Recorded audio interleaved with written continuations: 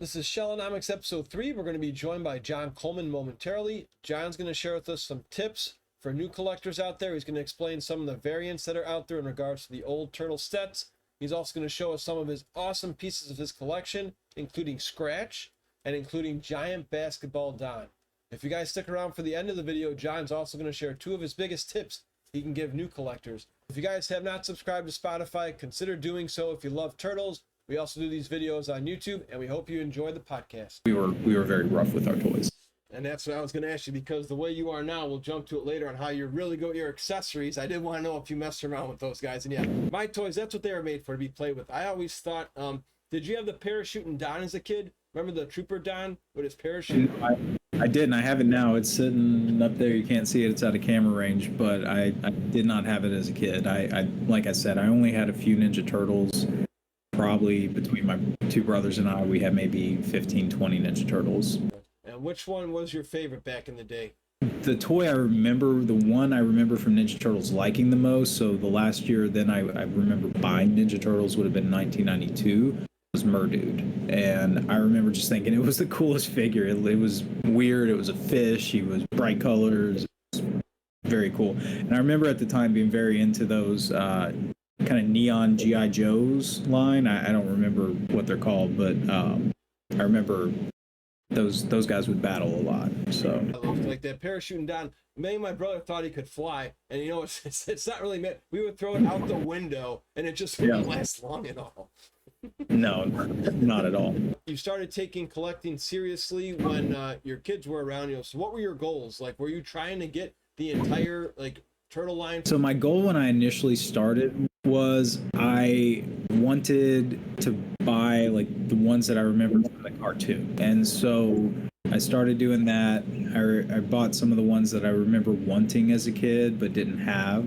Monty Moose was a big one initially for me, and Anthrax. So I remember those from the 92 line, and that was the last time I think I was actively buying those. I was really big into Star Wars, so that most of all my figure collecting back in the day was the now worthless Kenner Star Wars line. We ended up much later on. My mom does Christmas up, and we ended up opening up all of those ornaments and making, or all those figures, making ornaments out of them, a big Star Wars tree. So, but my goal for collecting was to buy the ones as a kid, and then I started researching the line and realized just how extensive it was, and that collector's bug that I've always had. Just let's do this. My goal then shifted to I'm going to get every figure from the original line.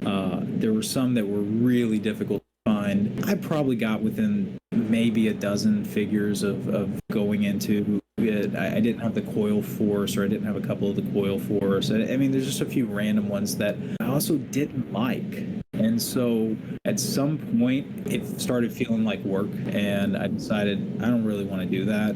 I sold all the ones that I didn't really love. Decided, hey, I'm going to buy the stuff I really like, the things I want to display, the pieces that speak to me. Not really caring too much about value in terms of that, but definitely trying to do my research and making sure I wasn't paying, being patient, trying to get a good deal. I didn't have a ton of friends locally who were really into nerdy stuff, so it was nice finding a bunch of other collectors online and being able to connect. I did a bunch of Instagram stuff for a while. I still do a little of it whenever I feel like it, but initially I was doing sales, selling toys. I don't know, because when I first met you, you had everything down to a T. You knew little combs that belonged to Irma and which one belonged to April. So where did you get research for that? There was this older online store called mightyfinestuff.com. It doesn't exist anymore. I remember that guy was awesome. I remember him. Yeah, so it was a really weird setup to where you had to pay friends and family, and on his website it said, if you want to pay by credit card, that's fine, but you're going to get a 70% discount if you pay just cash. And it was bizarre, but bought a lot of stuff from him and ended up chatting, and he pretty much from the late 90s through early 2000s was on eBay buying as many lots as he could get, everything he could get. So he ended up with all kinds of stuff, everything. complete set of the collector's cards, all everything you could think of. And I just remember spending so much time going through that website because you could see not just the stuff that was listed, but you could also see pictures. It was a smaller screen grab, but you could see it of stuff that had sold. So he had a list of everything, and it was like everything, every variant. There's also an amazing website, TMNTtoys.com. It doesn't have everything there. It's a guy named Dan. He's an awesome guy. I've met him several times. And the stuff there is his own personal collection, and so he doesn't have every variant of everything, but it's the most extensive guide that's out there because it's not just for the vintage, it's vintage everything through modern, offshoot lines, everything you could potentially think of. So where else did you go to look for accessories? Was it just Mighty Fine stuff, or because again, not many people at that time when you started collecting were listing, just the accessories, which they do now? Honestly, at that point, you could get them pretty cheap on eBay in lots. You could get them pretty cheap in Facebook groups. Like, not a ton of people would recognize it. I remember getting a lot with Shogun Shoei accessories that had been on the post for 4 or 5 days, apparently, or I saw it in a random group. So nowadays, people know those things. And like vintage Star Wars and other hot accessories, they're going to be looking for them. I got a ton of accessories from Mighty Fine Stuff. They would sell individual accessories, which was all shifted to really only buying complete figures. I also got a ton of stuff on eBay initially. I focused on buying really beaten up cards, cracked bubbles, things that were not gradable, were not really had any value for display, didn't look good on a shelf, and would open those. Open to my kid when they were younger. That was a lot of fun. I did a ton of research through there. I also looked at eBay sold listings. They used to have listings that they would show them for even I think it was 6 months or more. Now it seems like those listings disappear really quickly, but you can also use this thing called WorthPoint.com, but you have to pay for a subscription to it. I've never felt the need to do that. For those new to vintage Ninja Turtles, can you give us at least 2 or 3 examples of a rare accessory that goes for more than Ninja Turtle figures alone? Because we've got one right here, just an example, just a loose, basic Raphael, not the soft head, a hard head, but accessories go more than the toys. I think that's a little crazy, but they're just so hard to find. So can you give us a few examples? So there's not a ton where the accessories are going to be more than the figure. One really, really clear example of that, and I'll actually grab it real quick because it was down here. I was going to show anyway. This guy. So giant slam dunk Donatello basketball. This is not a repro. I know there's a bunch on eBay. This is legit.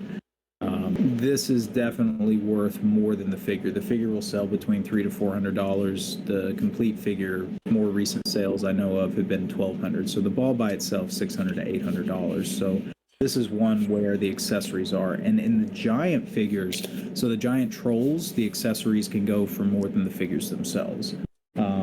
In terms of regular figures where the accessories would be more than the figure, Genghis Frog, the gold belt, will sell for more than the figure itself. There's a variant to Genghis that's pretty rare with almost like neon yellow shorts, no green markings, teeth.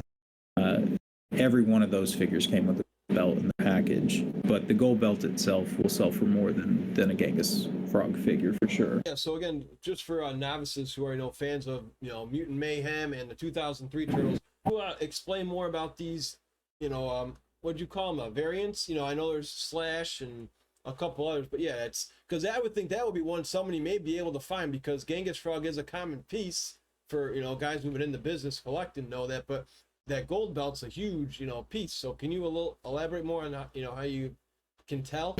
Yeah, I don't have a good example of it right here, but the Genghis Frog belt comes in 2 different colors: black, which is the very much more common color, and then the gold belt. And the gold belt, if any of the people are familiar with the Ace Duck figure from the original line, that gold, it's the same gold color, and it's often mistaken for those. Now, the loops in it are different. That's the big way you can tell the difference between the two.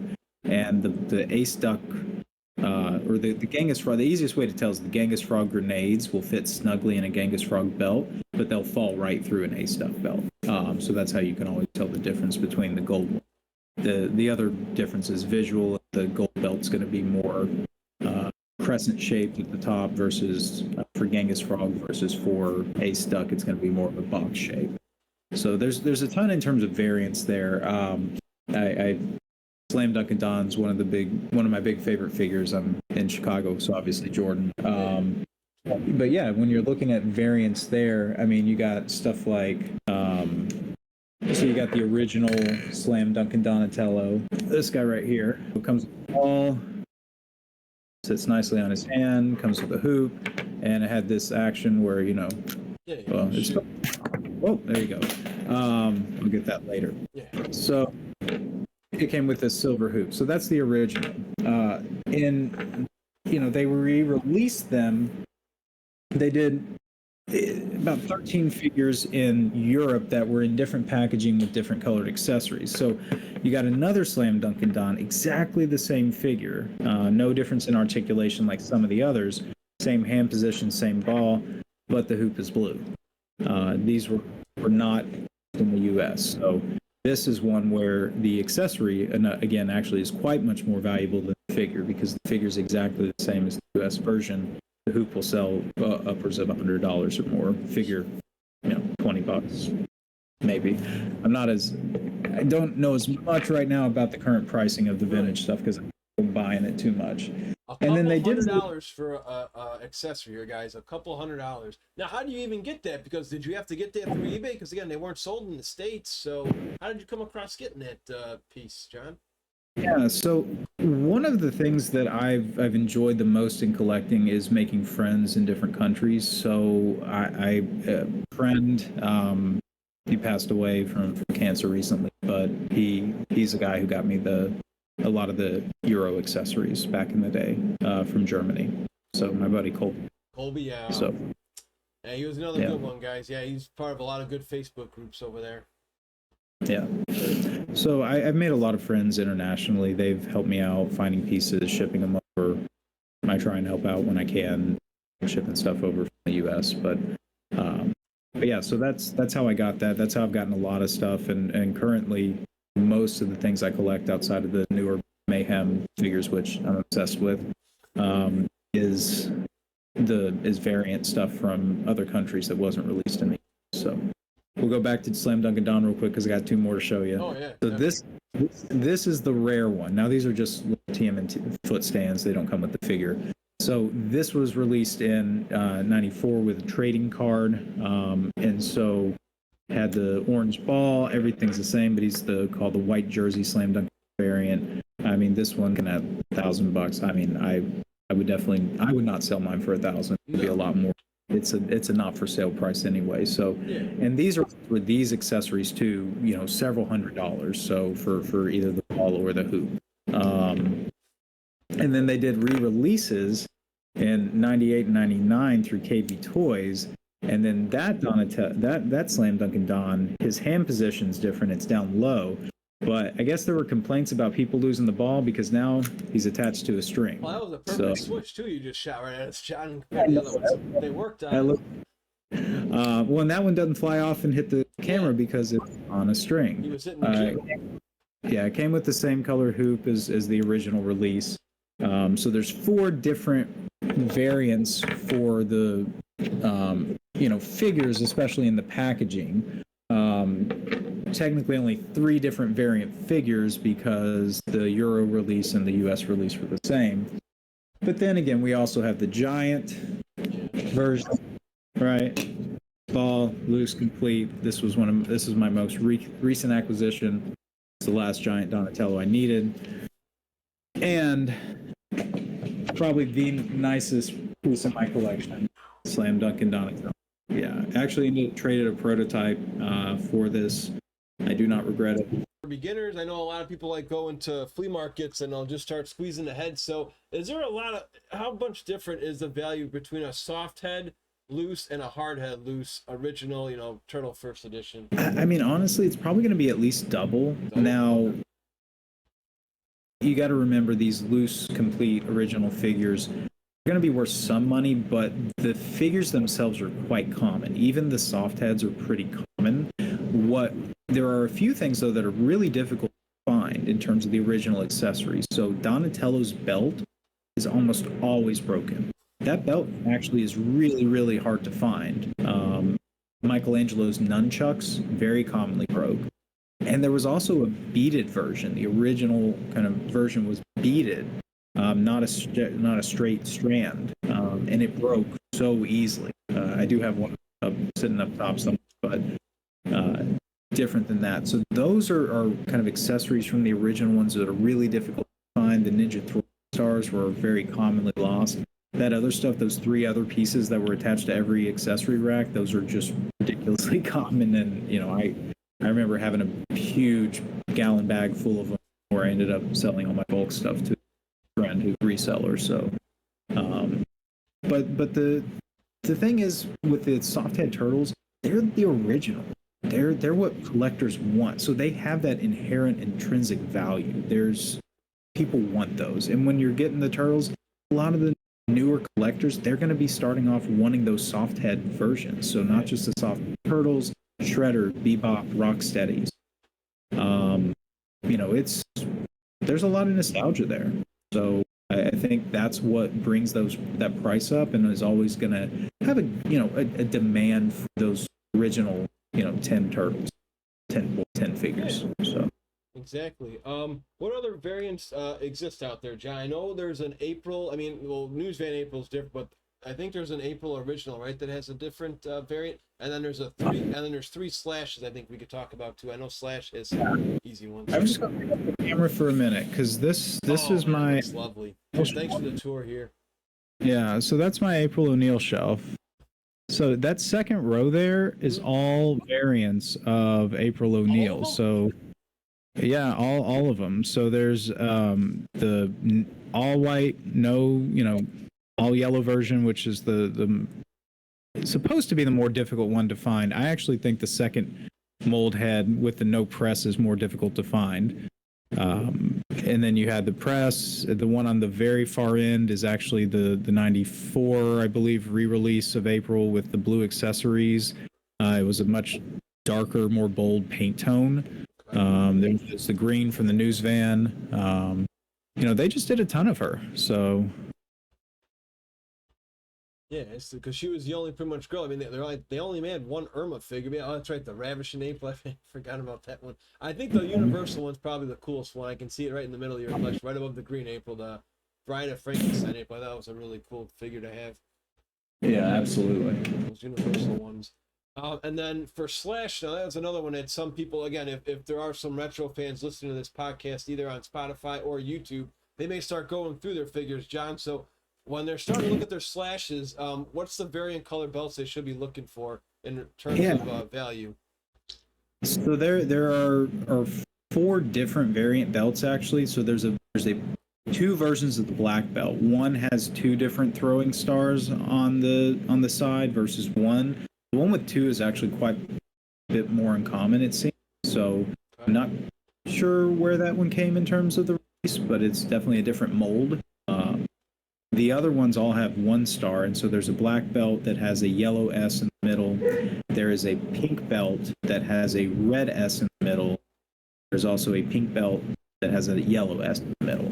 So the one that's the yellow bellied Slash is supposed to come with the pink belt, red S, but has actually been seen with other belts as well. So on card. But in terms of the loose, those are the 4 belts. Now there's 2 different variant Slash figures. There's one that has more common one has like a mustard yellow belly, and the more uncommon one is the very bright yellow. It's like a neon yellow belly, and it's very clear when you see them. The other thing that a collector would want to look at if they're going to buy a Slash is look at the back. Look at the spines, because oftentimes there's going to be a ton of paint wear on those spines where it's just rubbed off.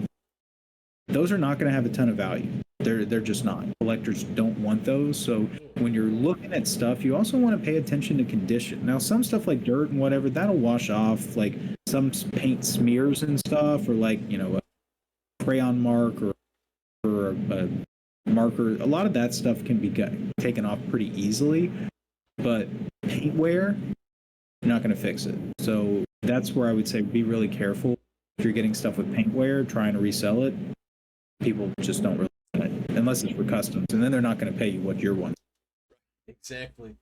What other variants can we cover? A-Stuck, I think, had a very minor variant, was like the hole in his head or something. And another one I know was, I believe it was, is it Dask from the Neutrinos? He had like a shinier figure, I think, too, I remember seeing as a kid.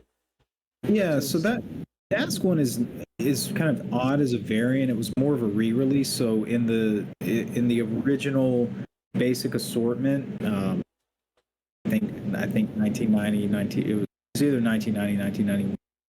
Zach the Neutrino came out. It wasn't Dask, it was Zach the Neutrino. So he came out in a more subdued paint tone. And then when they released the Toon Turtles in 1993, they all had very vibrant paint colors, paint tones. And so actually that's the shelf down here. Very vibrant paint tones. So you can see the one you're talking about is the guy with the almost neon pink hair and right. gun left. So yeah, very different accessory color. So that was more of a re-release. Variants, a lot of time what we think about are they're released at the same time. There can be those variations of figures like I was showing with Donatello that were, different years, things like that. And Playmates was pretty notorious about reusing for things. So Warrior Metalhead Michelangelo was just Metalhead pretty much, just with a little bit different in terms of the way it was back molded, but they used the same basic for it. So they did reuse stuff. And then yeah, so with Eighth Stuck, you mentioned, there's one with a hole in the head. Yeah. So the thought that there's two hats. One has a peg in it that fits in the hole. One doesn't. That would have the A Stuck didn't have the hat. Thought is that the A Stuck without the peg came first, and people complained because the hat was falling off. But it seems like they were released fairly simultaneously. So I don't really know what's going on there. They seem to be pretty equal distribution. Neither one has more of a rarity than others. But one of the interesting things, it's A Stuck and Slash actually both have accessories that are pretty commonly known. A Stuck's gun and all of Slash's accessories can be found in a soft rubber variant versus the harder plastic. Literally, you can bend them in half just by squeezing. Pretty cool. I don't have any here to show right now. I do think I have some in my unit, but yeah, they're pretty interesting. So all kinds of variant stuff. Yeah, I totally forgot about that Warrior Metal. That is anybody who's listening to this now, I would like you to Google Warrior Metalhead. It's pretty cool how it's like the Michelangelo. It just looks so much shinier compared to that Metalhead that we had as a kid. Really nice piece. Yeah, released 1995 toward the end of the line. So again, production numbers were less, just not as many people out. People weren't buying turtles. I mean, like me, I stopped at 92. I didn't have anything past that. Yeah, we won't talk about it much, but were you a Power Ranger guy? Because we're about the same age. That's where like a lot of us made that shift in like 93, 94. I still love my Turtles, but there were a couple pieces of Power Rangers I had to own. My brother had the Megazord. We had the movie Megazord as well. Did you get into Power Rangers for a short term too as a kid? Or? I mean, I loved it. I watched it all the time. The thing is, I was really always jealous of my neighbors. They always got the big play sets. They had the Megazord. They had all the pieces. Oh man. I had the figures, or a few of the figures. That was it. I remember always wanting it, and it was the coolest toy. It was so cool. It's kind of on my bucket list. I have one that a colleague gave me that was their kids growing up, and who did one. I got a few pieces I need to complete. I need the pterodactyl chest piece, the mammoth shield, and the sword. Oh yeah, but yeah. Yeah, they make sure. Well, you know what they make sure it's got the tusks in there, because that's like the turtle figures. Those tusks sometimes are hard to find in it, man. It's got the tusks. Okay, so, good. Yeah. So. All right, let's talk about this for. I wouldn't say beginners, intermediate collectors. So, how important is a budget for collecting? Because I've seen it at least in a couple of Facebook groups I've been a part of, where you get an impulse buy, you got to have that figure, but then you forget about life gets in the way, and then it always pained me to see somebody selling stuff because, you know, they couldn't, they had to, they had no choice. And that kind of, you know, would pain me. So what is your advice to, you know, beginners or intermediates, like how important a budget is for your collection? Like what's your take and what's your strategy on that? Yeah, I mean, so there's always going to be things you can't prepare for in life. There's going to be, you know, huge hospital expenses, things like that, that, you know, most people are not going to be able to sustain regardless. So they're going to be selling collectibles or whatever else of value that they have. But bearing that in mind, you still really do need to budget for things. You still need to set limits for what you're going to buy. You need to make sure your bills are paid off. Be able to make sure, you know, just recommended financial advice. Having, if you're able to, having worth savings where you could pay your rent for 2 to 3 months. You could buy groceries. You could pay your bills for that in case something happens and you're out of work, doing jobs. You know, again, a lot of people think of, well, I have the toys, I can sell them. But when you need that money, then oftentimes you're not going to get the price you're looking because people aren't needing that toy right then unless you're giving them a deal. Then I need it. Yeah, I'll buy it if it's a big deal. But if you're trying to sell it for retail and there's a bunch of other ones out there for retail, it's going to be difficult to move. So that's the whole thing with selling is a lot more difficult than people think it is. So I had a toy booth for a while in a vintage shop. You know, it sold on Instagram, sold on Facebook. It was a lot. And, you know, having a full-time job outside of that, which a lot of people who sell do, I couldn't do it. So, you know, but you got to keep that in mind. Budget's really important. Here's the thing, like I think, you know, you have a Grail list, maybe like 5 items or something that, hey, if those pop up, yeah, I can buy that. But otherwise, you got to be really careful because buying things can be an addiction. I mean, there's addictions to spending money, to gambling, to all kinds of things. So you get a rush when you get a figure. I get a rush when I get a new figure.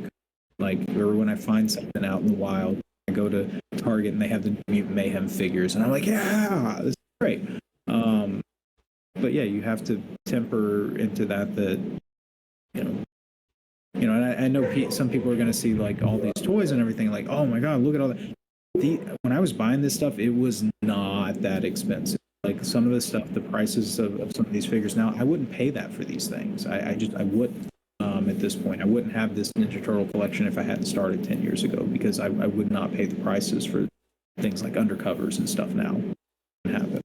Oh, yeah. And you're exactly right too, because if somebody says, "Hey, in troubled times, these need to get let go," well, somebody's gonna see that and they're like, "Oh, okay, well, if he had the list for 50, he may do 30 because he needs the money." You're right too, or she, or you know, they may need that. So what are some of the pros and cons of collecting? I would say one con might be storage, but you seem to have your toys in pretty good shape on display there. I mean, storage. Yeah, I have more stuff than I can display. I wish that was not the case, but I do have stuff in a storage unit.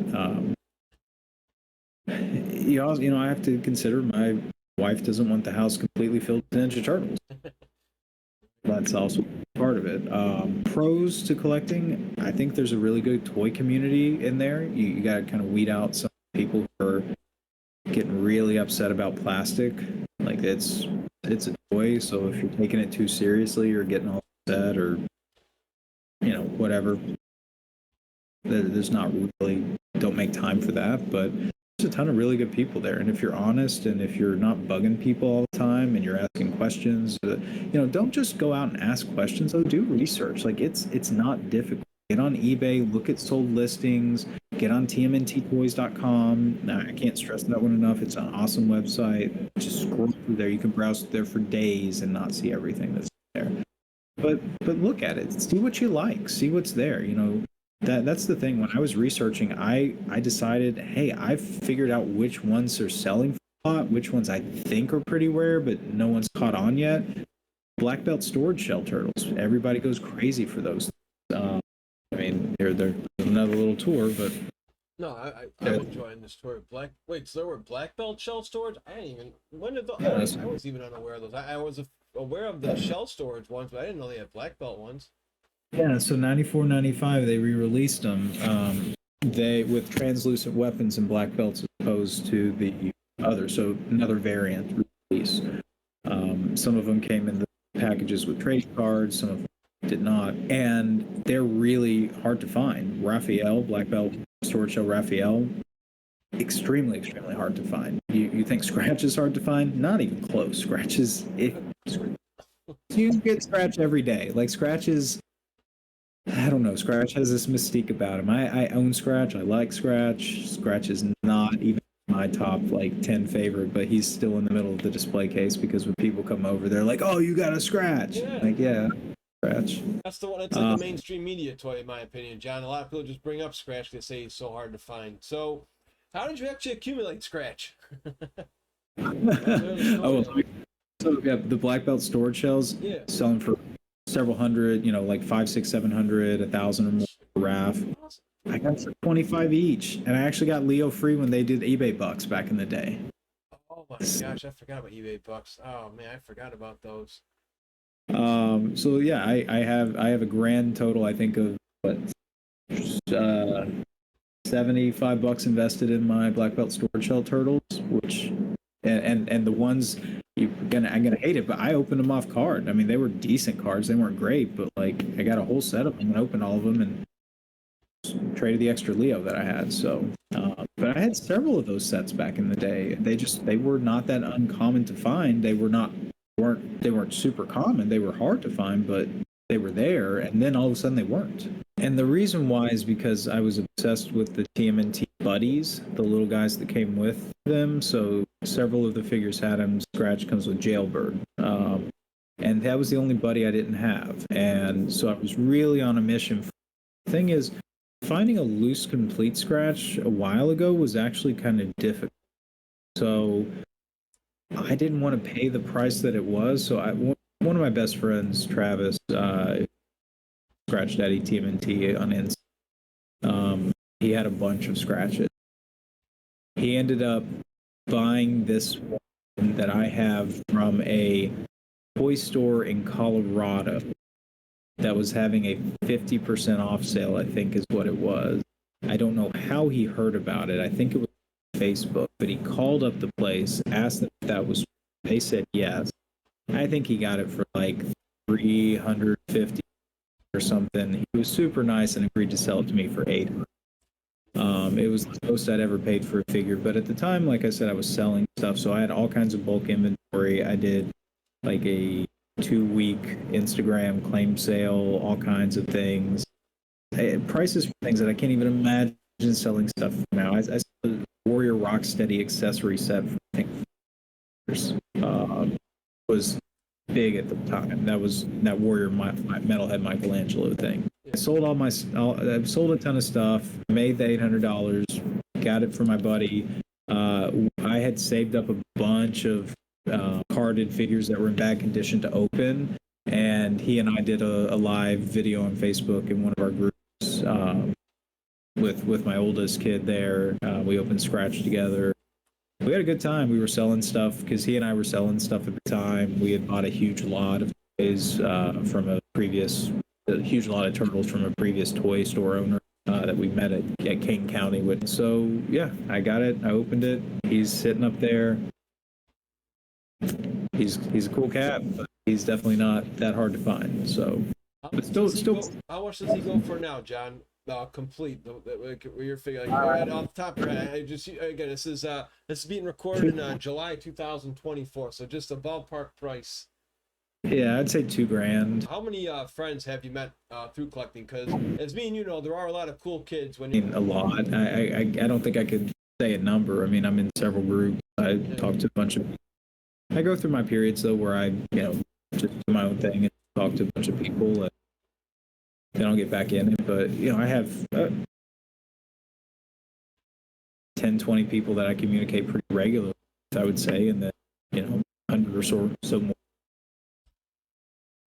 chatting with every while. I have a lot of people reach out asking me questions about accessories or things like that in chat, or they'll ask me if I've seen this or do I know what this is. I do think I have somewhat of a reputation of knowing those things, but again, I've researched every line. I've collected every line. It's just what I like to do. So I don't mind sharing my knowledge. People ask. So yeah, I think you'd agree. It's more like a brotherhood or family. A lot of these groups too. We all come together because we cheer each other on, and it was so much fun. Just helping out other people with their collections. I mean, you've helped me a couple times back in the day. We'd be like, hey, Mikey, guess what, dude? I found what you're looking for on eBay. Check this out. See if it works for you. What I always liked was not even the selling. It was more like the trades, because most of the guys we dealt with, when you build up that friendship, they're going to give you something extra that you weren't even expecting. I mean, at least in one of my main groups, and I just can't talk about it too much. It's like a private group, but it's a Ninja Turtle folk collecting group. It's the norm to send extra stuff with packages if you're sending stuff. Yeah. Sticks, trading cards, extra figures. If I know that the person I'm sending it to has kids or they're interested in it, I'll send stuff for the kids. I got a local buddy who, awesome dude, not on Facebook, but he goes by Turtle. I met him at Target. We were both looking for the new NECA stuff. Yeah. He was looking for the Mirage set. I was looking for some Toon stuff. I had happened to buy an extra Mirage set, hoping to trade it for the Toon stuff I was looking for. But he was like, man, I was looking for. I'm like, I got you. I'll give it to you at cost. We buddies since. That was whenever the Mirage NECA set 4-pack came out. That was when we met each other. But yeah, it's fun finding stuff, and I remember when I went over bringing him some stuff that I picked up. He doesn't have a car, and there's a Target on my way to work, so it just works out. We meet up every once in a while once I've gotten some stuff for him. But I took a big package of stuff for his kid, and it's fun. So I don't know. It's just, I think it's part of it. It's those acts of kindness, but it helps foster that community, and it's not expected. No one's expecting it, but if you do it, you enjoy it, then cool. Yeah, that's exactly how it was for me. So I was helping, because a lot of people, like maybe new guys don't know this, but there is a term called army building, and some people are obsessed with getting as many foot soldiers as they can find. So I helped out one of our guys, in a group, and he was always so appreciative of the prices. Because I'm like you, John. Like, look, if I can make X on the market, so what? I'd rather give it to somebody for a little bit discount, because, like you say, that toy's going to somebody who's going to appreciate it and keep it in their collection. So out of the blue, he's like, Mike, I want to take care of you, and he gifted me a sumo Mikey, and we all know how rare those sumo figures are. I mean, it's a very wholesome thing to do collecting if you can network with the right people. Another thing I want to talk to you, because it looks like you did, take a break from selling right now, but 2 questions just to help out the newbies who are trying to sell. So when you're on, your Facebook marketplace or your eBay, and like, I don't know if you do offers or OfferUp, but when somebody offers you like a ridiculous price, 'cause I think that happens to almost anybody, what's your take on it? Do you just ignore them completely, or do you acknowledge it and say, hey, thank you, but no, and just like move on? Because there are some who are just like, are you kidding? Like, with these offers? I'm curious, like, how you would deal with those guys. I mean, don't take it personal, because everybody's trying to get the best price. Okay. I don't do actually a ton of haggling. I'll do a little bit. If the price is reasonable, I pay for it. If the price is not reasonable, I move on. And at a lot of toy shows, if you just put the item down and start walking away, the person's either going to give you a cheaper offer, or they're not going to go down on their price anyway. So yeah, I try not to get offended. In the past, I was definitely more hot-headed. I get upset about stuff or off. I think I've calmed down a little. Therapy helps. So I would suggest ignoring it. Don't get worked up about it. If somebody, if you're selling on eBay, someone offers you a ridiculous offer too low, just hit decline. Don't put a message. Just hit decline. Move past it. You can also set limits to where you will auto reject any offers below a certain point. So I've done that too. So I'm not dealing with those. They just get auto rejected. In Facebook groups and stuff, just remember, if people are making you super, super, super low offers, they probably know what you have, and they're probably looking to resell it themselves. So unless you're desperate to sell it or want to move it, say no and just move on. If they're harassing you, report them on Facebook and block them. That's good advice there, John. So me and you are well, at least I'm blessed to live in Illinois, where there's a ton of shops around here to go. There's two big things we can mention to anybody listening to this now. Is there's a flea market currently in Rosemont. WOLFFS. That's right. And then we have a big toy show coming in Kane County, right? Later July 28th. So if you could share some of your strategies here, because the early bird does get the work. Are you like making sure you get there right away to make sure you see everything, or how do you usually, what's your take on flea markets? So flea markets, I am doing very casual because I'm doing flea markets with my kids, wife, we'll be fourth grader, we'll be second grader. They're getting tired. We're not going, early AM. I'm getting there around 9 or 10. We've been awake. We're walking down the aisles. Again, when I was for a booth, they'll get good deals there. Now you're not going to get the best stuff unless you get there right early. But if you're doing this as a source of income, a legitimate source of income, be there when it opens. If you're doing it as a hobby, don't take it too seriously. Just go and relax. Spend it Saturday or Sunday. So if you can, if you don't have kids, do that while you can. And yeah, so with Kane County now, different strategy. So and you speak of early bird, they have an early bird package. So the show is Sunday, but there's actually early entry for Saturday. So $50 for the early entry as opposed to $10 for the regular second day. Now buying the first day gets you the second day. So already for 2 days, you can think of it as $40 first day and $10 for the second day. Now the deal is, every great deal I've gotten in Kane County, and I'm hesitant to even say this because I don't want everybody going the first day, but if you go, it's fine. I guess I shouldn't buy as many toys anymore. I don't have any space to put them. So go the first day, and people are setting up. Buy stuff as they're setting stuff up. I mean, so here you go. We talked about the giants that didn't have the eyes or had the colorless pupils. So this is a prototype. These are the ones that were on the back of the Ninja Turtle boxes. They all had Raphael's head mold, not Donatello's head mold, and the eyes were unpainted. Wow. But they were too creepy by test markets. Story I've heard.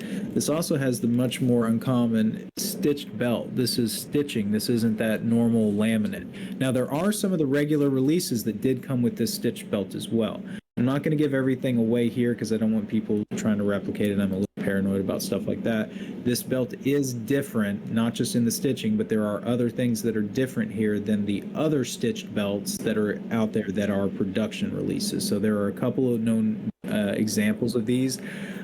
A seller had it was $50. I didn't actually know what it was at the time, so I don't feel bad. I didn't know I was ripping the guy off. A buddy of mine had joked about, oh, there's a white pupil variant of Giant Donatello out there that you don't have, when I posted a pic of what I thought was all of mine. Oh. And a month later, I found it at a toy show. I'm like, cool, I got the other one. And then I realized what it was when people were telling me what it was in the group. So, and I'm a Donatello guy, so Don is my guy. So finding this was probably the best find I've ever had in terms of value. That I don't think he's going anywhere. But it's funny you bring it up because I was talking when I went to the King County, just the regular flea market show. They say it's almost like $120 for a table, and you would think most of those guys know toys. I mean, with all the research you can do, like you say, go to eBay Sold, go to other websites, and you can. So that's one of my other questions is, there's still hope for people collecting vintage turtle toys, right? They're still out there. Some, not as many, but there's still hope for those, right? There is. Now here's the thing. You're on. I think you said Twitch and some of these other things.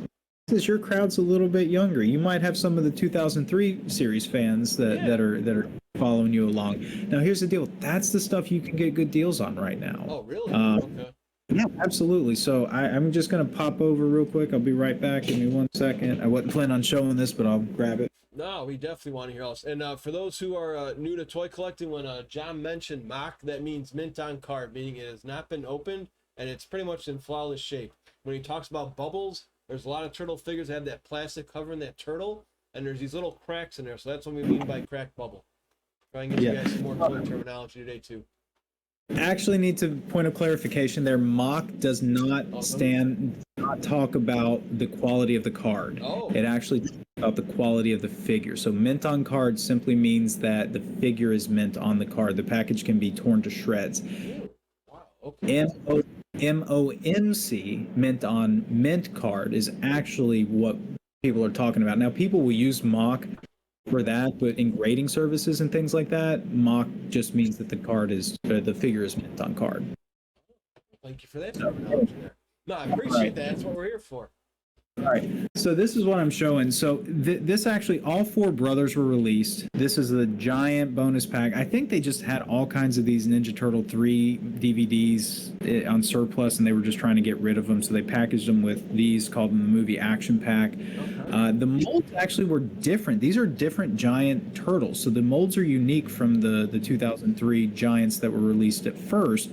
They have like almost like a bobbly head. The hands have articulation, so the fingers will close. So they and they're smaller actually than the other giants. So really interesting on that. But so I walk into the show to the spring show at Kane County, walk up to the booth, and I see the guy. He set these 4 out. And I'm like, okay, those look really cool. And I asked him the price. Again, I got all 4 brothers. I got the whole set of 4, and these packages are just immaculate. And he was like, 160. And I was like, oh, okay. And I as I started walking away, he's like, oh, is that too much? He's like, you can do like 120. I was like, 120 each is like pretty high. And he's like, oh no, 120 for all of them. I was like, yeah, cool, let's do that. I actually paid him the 160. I told him we could do that. I didn't feel right about taking them for less because, again, like these are really nice packages. So I think the value of them is probably in the $80 to $100 range. And they're also ones that you don't see too commonly. They're more of that niche collecting because not everyone wants the Ninja Turtle 3, but they're not super common and not super common to find in really nice condition. So that's what I'm saying. I got that the first day of the show. I always recommend going the first day because every nice thing that was there the first day, if I saw it and I wanted it, I bought it. It was not going to be there when I went back. And that's just how these toy shows work. If you see something and it's a good price and you really want it, get it. If you walk away, there is no guarantee that it'll be back even 10 minutes later. So, and on Sunday, for sure, it will be packed. It's like sardines in there. But it's a huge show. Go. It's a ton of fun. If you've never been, it's an awesome time. So. Yeah, exactly. We both recommend going Saturday, but for some reason, if you can't, because it is $50 compared to, I believe it's 10, right, John? On Sundays, just $10 flat. Yeah. Oh, and then other great ones. Bric-a-Brac too is a really really cool one. It's also a record store, but it's got awesome vintage toys and stuff too. So. Where's that one at, John? I don't even think I've been there. I gotta actually write that one down. Bric-a-Brac, it's called, or? Bric-a-Brac. BRICABRAC. It is on Milwaukee. Okay. And kind of like Milwaukee and Diversey. Okay. And so it's actually right next to Nick and Jen own it.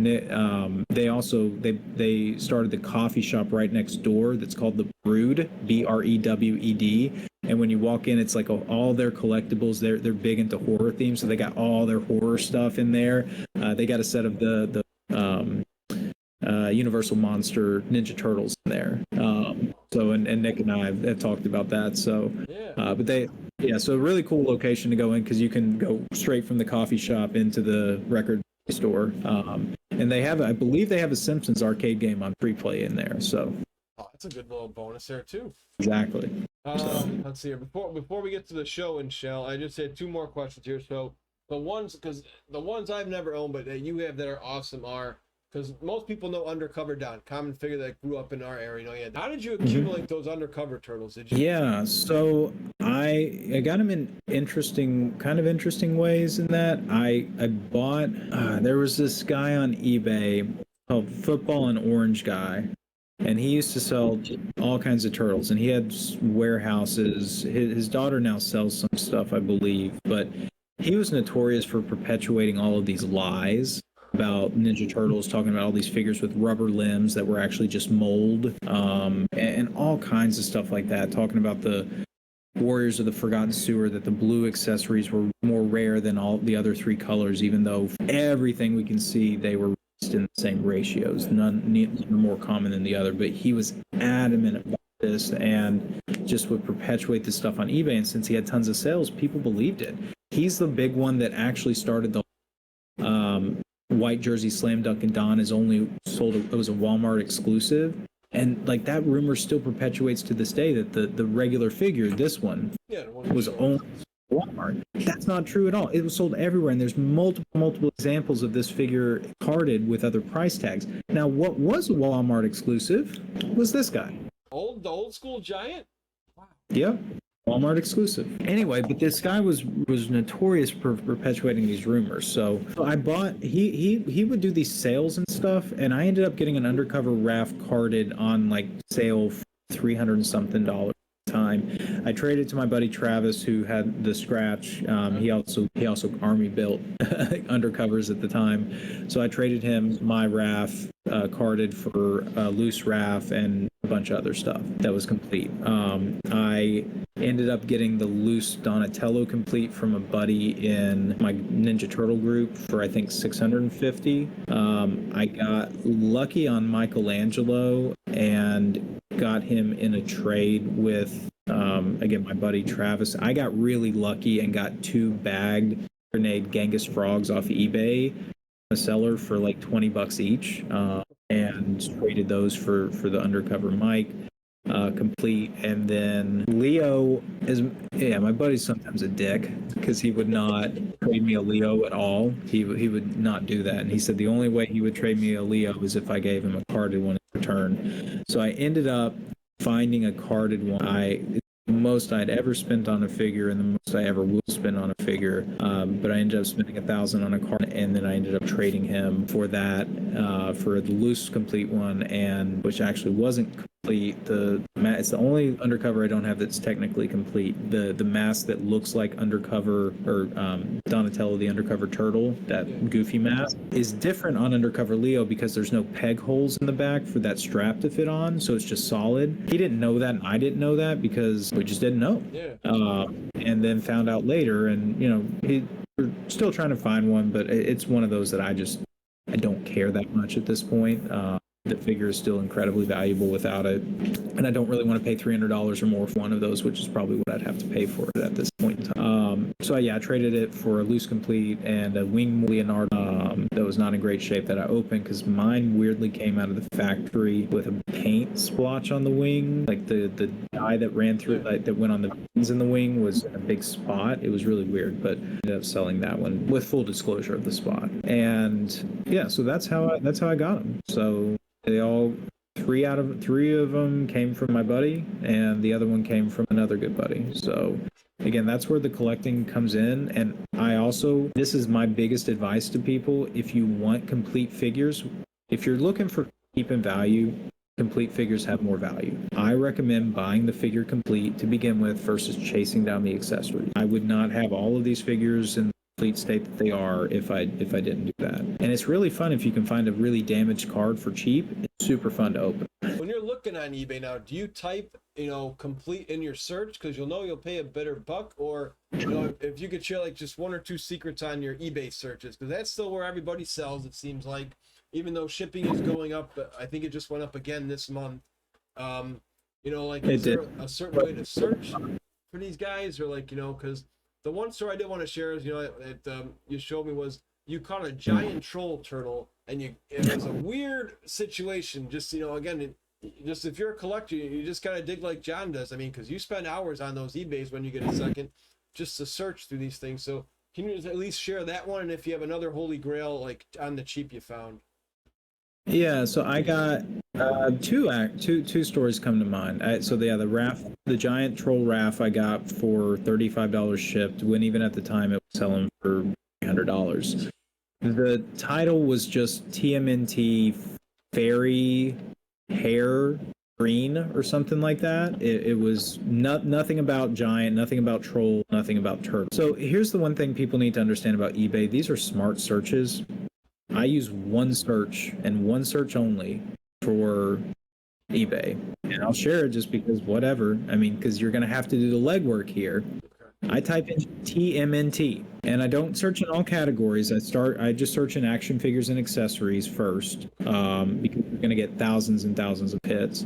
And I start with the newest item, and I just scroll down until I see it where I left off from the day before. And I typically will go through everything that's listed and I will look at it. That's my big secret. It's not, look, I don't search for anything specific. I don't search for titles. I don't search for mock. I did that when I first started, and you don't get the hits. Everything that I found is simply because it up in the search that came for TMNT, which will pull up Ninja Turtles, Teenage Mutant Ninja Turtles, pull up all of that stuff, even if TMNT itself is not in the title. Is the way to go. Just 4 letters, and that's all you need. 4 letters can get you anything you want. Okay. That's search. So That's awesome. Well, I appreciate you sharing some of your secrets here. And let's hear, before we get into the show and shell, what is your Mount Rushmore of turtle figures? Just if you can name 4, it could be from any series or franchise that's in your collection. It could be sentimental value, could be, a high-end value. Just, your 4, like, coolest, pieces in the turtle franchise. I know it's hard to choose just 4. So, I mean, in terms of things that I own, the main one that I would never sell is a carded Sewer Surfer Mike. Being a Donatello guy, me being a Mikey guy, I'm kind of happy to hear Mike made your Mount Rushmore. I thought I was going to need 4 Donatellos. Yeah, just kind of over there in the top corner, you can see him. So, Okay. the deal is it's associated with a memory. So when I first moved up to Chicago on my birthday, my wife set up a comic book crawl, toy store crawl city. I had it in my head that I was going to get a Ninja Turtle 13 years ago. And that was the first turtle in my collection and will stay in the collection. It's the only one at the time that I found carded. I really wanted a carded figure at that point in time. I got it for $20 at the store POW Collectibles, which is very cool. I don't go there that often, but just because it's farther away from where I'm at. But it's a cool store. Yeah, Chicago's got a lot of stuff. And yeah, I grabbed it. And so that's one that I have no intention of selling, no intention of trading. It may be worth $100 at this point, maybe less. I don't know. But again, that's one. So in terms of Grail pieces, things that I've really looked for. Yeah, so here's one. Paleo Patrol Cycle Raphael. So this is 2006, I believe. Again, for the people, if you know anything about the 2003 line, this is actually the mold of the Monster Trapper Turtle. They repainted them Paleo Patrol line when they re-released it. And this figure, I still don't know if it was released in the US. This one came from a friend in Denmark, and I found it on basically the Danish equivalent to eBay. They don't ship outside of Denmark. Unfortunately, I have a buddy in Denmark, and he translated the auction and ended up buying this huge lot of stuff, which I could only see the figure, the bike, and this missile part.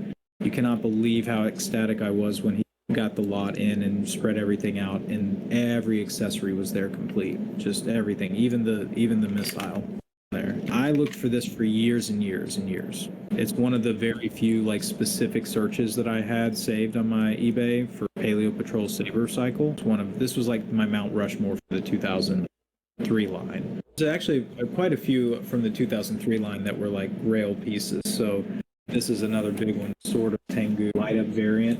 Now, it doesn't have the glove in it, and there are 2 versions of this. One's a solid box that you can't see in. This one came from Australia. I think the glove was actually supposed to sit here. Now, this coil in here is supposed to light up when you do it, but this was Shredder Sword 3 series, not with the best. I've hunted one of these got lucky, found it eBay Australia, being shipped outside the US as far as I understand, but I ended up getting it for way less than I would have paid for. It's the only boxed example I know of. If anyone else has one, let me know. But it's the only boxed example I know of. And then another really rare piece from that line is the Fast Forward Ninja Turtle 4-pack. And so I don't know if this one ever went into auction. I know I got it from a Mirage Studios auction. Mirage Studio, the company, actually they were selling turtle products? Yeah, well, so they, like Mirage Vault, I think it's actually more like Kevin Eastman and all of that group, whatever was extra stuff that they had, and it would come with certificates of authenticity. I got a few things from them, but that was one of them that was there. I really regret not buying. There was a pack of just the plain brothers with a RAF, and all the others are 3-packs, and I've only ever seen 2 of those now, and I really regret not buying that one for me. And the last one, the biggest Mount Rushmore that I searched for forever, marble shooters. So in the US, the marble shooters were these like vac metal with kind of chrome and all in the colors of them. It was actually designed to be a game. So these little marbles pop out. There's a little shooter on the back. You're supposed to knock down the foot things. So I don't actually want to pop it out right now because these are a little brittle. I don't know if it would break or not, but never actually. They came with foot soldiers, like a target practice almost. You were saying? No, like on the back of the card were the instructions to the game, and there was a picture of like a foot soldier. So so in Japan though, they were called Bidaman, and they were released in these colors. The green, yeah. So same molds and everything, but different paint schemes. Very cool. Love these guys. Yeah. So all 4 of them. I have them on cards too, hanging up on the wall. Let's see if they're on the cards. Let me see if I can get a closer look. Those are pretty cool cards. Yeah. We're definitely going to have you back for a part 2, John, one day. I don't want to keep you all night, but this has been a fantastic show and Jelly or two. Wow. So those are the cards. But if you thought that those were cool or rare to find, then you might be blown away by these guys. The gold standard. The gold version. Now, what the heck are these, you may ask? Well, these are actually mail-away exclusives for the Japanese Ninja Turtle Club. So that's more now there was a Chef Boyardee Super Shredder that you had to mail in for, right? That's the only other mail-in I can compare that to. Wow. So a Japanese mail-in. So Japanese mail-in. Now, I had seen a picture of these years ago, and it was a really cool picture with all 3 like on a shelf together in rows. And I was like, man, those are really cool, and I have to have them. I didn't know what they were. I finally figured out what they were. I made buddies with some different Japanese sellers. They had never seen them. The guy on Instagram who had them, they were awesome.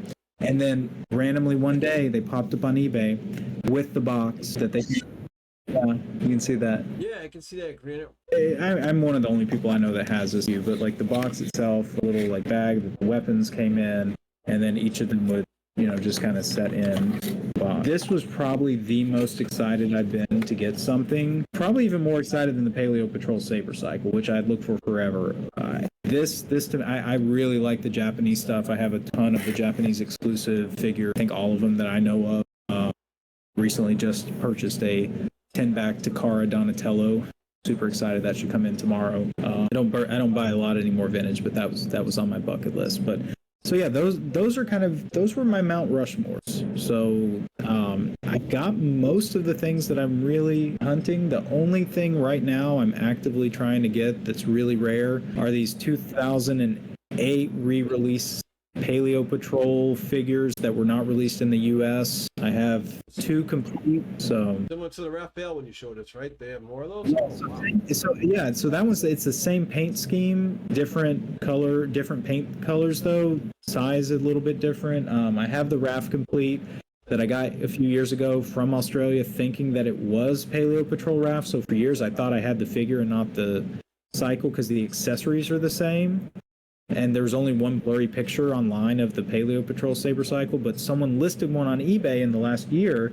It was for 500 auction, 650 buy it now. And I was sitting there thinking, there's no one crazy like me that would even consider buying it for this much. I'll just wait. It'll probably get relisted for less. It's sold within the first 24 hours of it. I thought I knew who bought it. They didn't. I have no idea where it is or who this private secret 2003 collector is. So if you're hearing this, hit me up. Like Phantom Freaky Collectibles on Instagram. I want to know who you are because as far as I know, that's the only one I know of in box. Like TMNTtoys.com doesn't even have a picture of it. Let's put it that way. He also doesn't have the Sword of Tengu. Oh, wow. Anyway, so yeah. What made you want that Sword of Tengu? Because with our generation, did you have the goofy stuff? Because we had some of those growing up too. There was like some funky like mutagen belt from Michelangelo, I remember, and there was some like weird sword or something. Yeah, I have some of those things. So they had all kinds of funky weapons. Why I wanted this one specifically is because I'm really into, at this point, I've got all the stuff from the US that I want. I'm kind of into the niche, like international stuff at this point, and that one is huge peak on my radar. I know a guy who has the glove to complete it.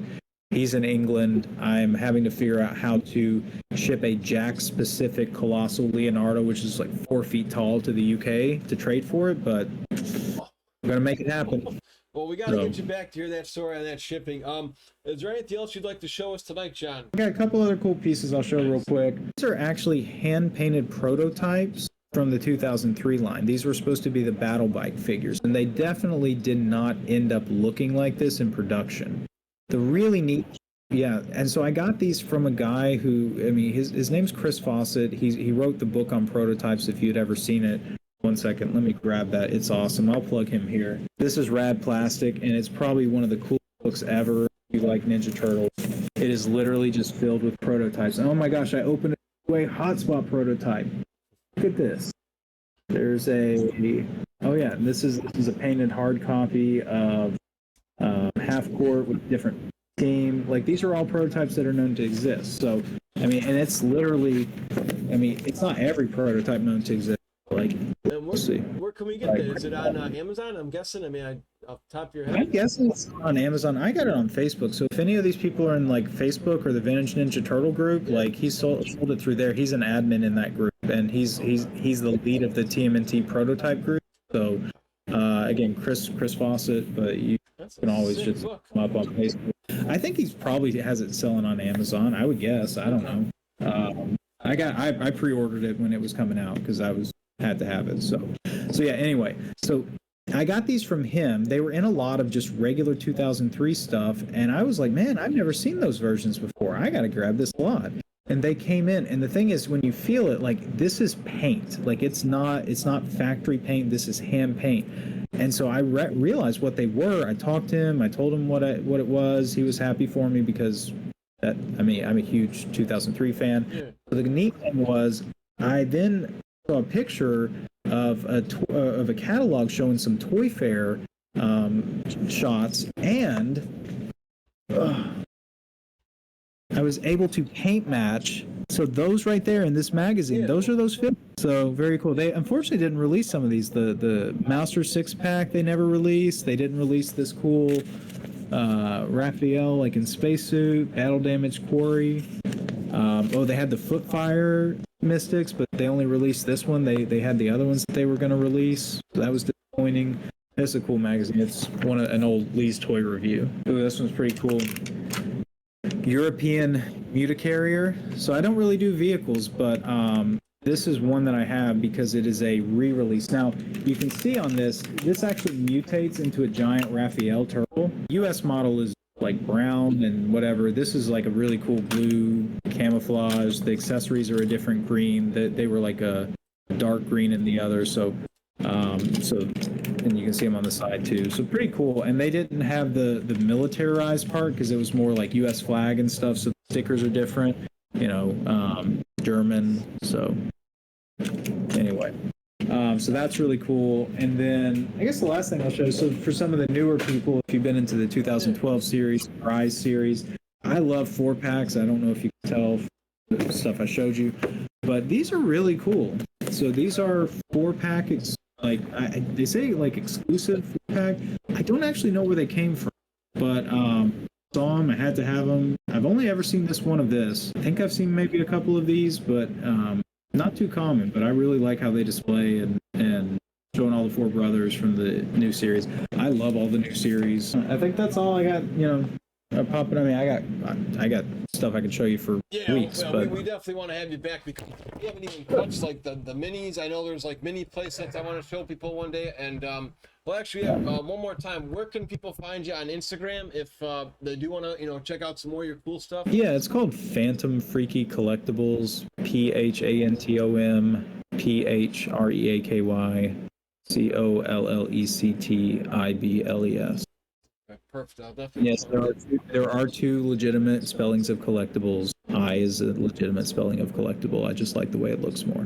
And what made you choose Hothead for your avatar? Yeah, if you guys check him out, he has a picture of Hothead, the action figure. I was curious why he's still up there for you. Yeah, I don't know. I just like it. I like the picture. Hothead's one of my favorite figures. See him right over my shoulder, right up there, right there.